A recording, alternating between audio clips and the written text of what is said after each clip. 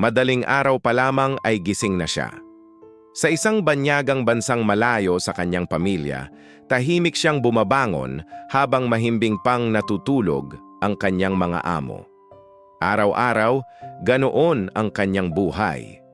Bago pa sumikat ang araw, nagsisimula na ang kanyang trabaho. Nagluluto ng almusal, naglilinis ng napakalaking bahay, naglalaba ng sandamakmak na damit, nag-aalaga ng mga bata, at halos hindi nauupo hanggang sumapit ang gabi. Mahigit 15 taon na niyang ginagawa iyon. 15 taon na malayo sa sariling bayan. 15 taon na tinitiis ang pangungulila para lamang mabigyan ng magandang buhay ang kanyang pamilya. Noong una siyang umalis, sariwa pa sa kanyang alaala ang pagyakap sa kanyang mga anak sa airport. Maliit pa ang mga ito noon. Nangako siyang babalik agad kapag nakaipon na. Ngunit habang tumatagal, laging may bayaring kailangang unahin. Tuition fee, panggamot ng asawa, bayad sa utang, gastos sa bahay. Kaya ang balak na 2 taon ay naging 5. Ang 5 ay naging 10, hanggang hindi na niya namalayang tumanda na siya sa ibang bansa. Maraming beses siyang umiyak ng palihim sa banyo kapag namimiss ang pamilya. Maraming gabing niyayakap niya ang kanyang unan habang tahimik na pinapanood ang lumang litrato ng kanyang mga anak. Ngunit sa tuwing maiisip niyang dahil sa kanyang sakripisyo ay nakakapag-aral ang mga ito, kumakapit siya sa pag-asa. Habang iniisip ng kanyang pamilya na maayos ang buhay niya roon, may isang katotohanang hindi niya kailanman sinabi. Araw-araw, halos lahat ng kanyang sahod ay ipinapadala niya sa Pilipinas. Tinitira niya para sa sarili ang kakaunting halaga na sapat lamang sa mga simpleng pangangailangan. Upang makatipid, madalas ay hindi na siya bumibili ng sariling pagkain. Kapag tapos ng kumain ang kanyang mga amo, hinihintay niyang maiwan ang mga tira sa mesa. Tahimik niya iyong inilalagay sa maliit na plato at iyon ang kanyang hapunan. Minsan ay malamig na pasta, minsan ay kalahating tinapay, minsan ay tira-tirang manok na halos buto na lang ang natitira. Hindi siya nagrereklamo. Sa bawat subo, iniisip niya ang mga anak niyang nakakakain ng maayos dahil sa perang ipinadala niya. Para sa kanya, sapat na iyon. Lumipas ang mga taon. Unti-unting nakatapos ang kanyang mga anak sa pag-aaral. Isa-isang natupad ang mga pangarap ng mga ito. Ngunit dahil abala sa trabaho, bihira na silang magkausap ng mahaba. Minsan ay mabilisang tawag na lamang. Minsan ay simpleng mensahe. Naiintindihan niya iyon. Alam niyang may sarili na rin silang buhay. Gayunpaman, may mga gabing napapatanong siya sa sarili kung naaalala pa kaya ng mga ito ang lahat ng kanyang sakripisyo. Dumating ang araw na naramdaman niyang hindi na kaya ng kanyang katawan ang trabaho. Madalas nang sumakit ang kanyang likod. Nanghihina na ang kanyang mga tuhod. Minsan ay nahihilo siya habang naglilinis.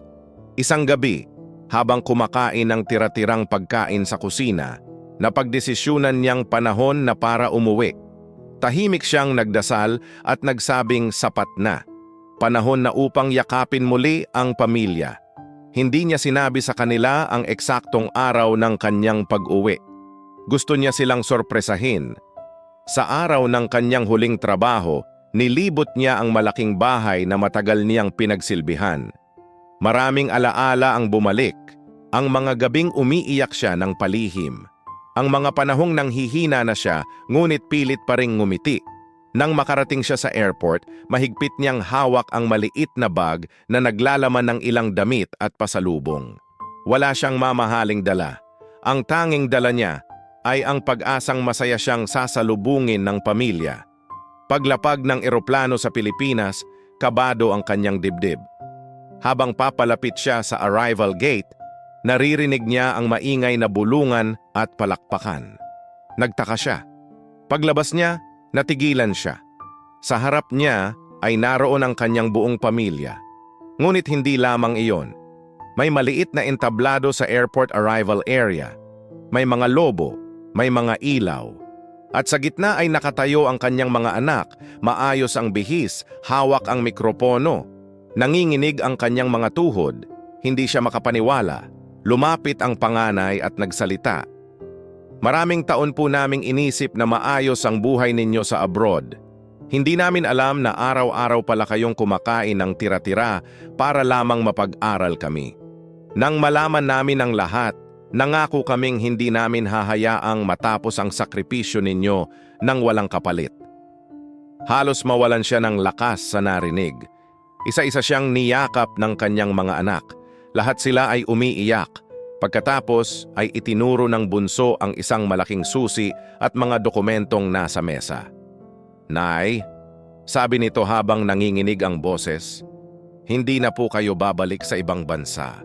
Ito po ang bahay at maliit na negosyo na pinundar namin para sa inyo. Panahon na para kayo naman ang magpahinga. Tuluyan na siyang napaluhod habang humahagulhol.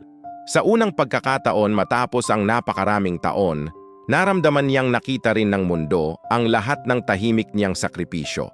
Napagtanto ng lahat ng naroon na ang tunay na pagmamahal ay hindi nasusukat sa salita kundi sa tahimik na pagsasakripisyo. Maraming OFW ang umaalis hindi dahil gusto nilang iwan ang pamilya kundi dahil mahal na mahal nila ito. Tinitiis nilang malayo sa mga mahal sa buhay, hindi nila nasasaksihan ang mga kaarawan, pagtatapos at mahahalagang sandali. Marami sa kanila ang umiiyak ng tahimik sa ibang bansa habang pinipilit ngumiti sa video call upang hindi mag-alala ang pamilya. Huwag nating kalilimutan ang kanilang sakripisyo. Kung mayroon kang magulang, kapatid o mahal sa buhay na OFW, huwag mong hintaying mapagod sila bago mo iparamdam ang pasasalamat. Ang simpleng mensahe, tawag at pag-alala ay napakalaking lakas para sa kanila. Tandaan nating ang bawat perang ipinapadala nila ay may kasamang pagod, luha at pangungulila. Ang bawat subo nilang tinitipid ay para lamang masiguro na may sapat ang kanilang pamilya. Tulad ng sinasabi sa Juan 15 talata 13, walang pag-ibig na hihigit pa kaysa rito, ang ialay ng isang tao ang kanyang buhay para sa kanyang mga kaibigan. Ganiyan ang pagmamahal ng maraming OFW para sa kanilang pamilya. Iniaalay nila ang mga tao ng kanilang buhay, ang kanilang lakas, at maging ang pagkakataong makasama ang mga mahal nila para lamang mabigyan ng magandang kinabukasan ang mga iniwan nila. Ngunit tandaan natin, nakikita ng Diyos ang bawat sakripisyo. Walang luha ang nasasayang sa kanyang paningin. Sa tamang panahon, ang lahat ng pagtitiis ay papalitan niya ng galak at kaginhawaan. Kaya kung mayroon kang mahal sa buhay na OFW, iparamdam mong mahalaga sila.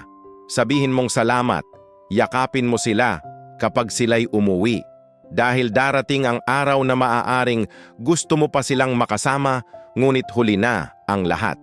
Ikaw, kailan mo huling pinasalamatan ang OFW na nagsakripisyo para sa inyong pamilya? Gusto mo bang makasave sa binibili mo? Bumisita sa Smart Save to Shop. Link nasa comment section.